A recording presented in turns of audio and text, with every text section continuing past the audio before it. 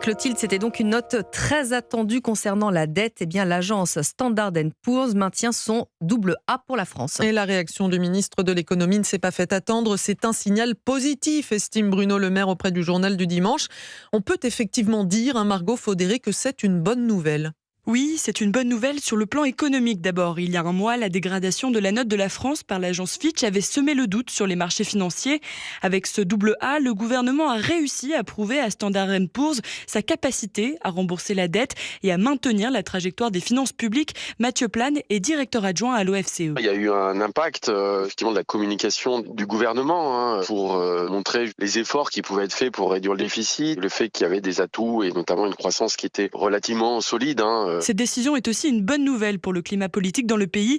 Il y a un mois, rappelez-vous, la note à la baisse de l'agence Fitch avait été en partie justifiée par les tensions sociales en France et la décision du gouvernement d'avoir eu recours au 49.3 pour faire passer la réforme des retraites.